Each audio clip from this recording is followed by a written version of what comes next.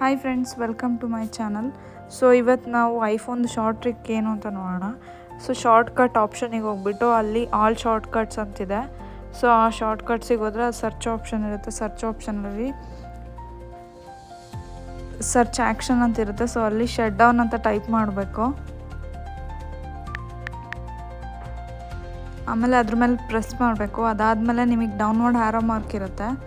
So ಅದ್ರ ಮೇಲೆ press ಮಾಡಿದರೆ ನಿಮಗಲ್ಲಿ ಚೂಸ್ ಐಕಾನ್ ಅಂತ ಬರುತ್ತೆ. ಸೊ ಚೂಸ್ ಐಕಾನಲ್ಲಿ ನೀವು ಯಾವ ಐಕಾನ್ ಸಿಂಬಲಿಗೆ ಪ್ರೆಸ್ ಮಾಡಬೇಕು.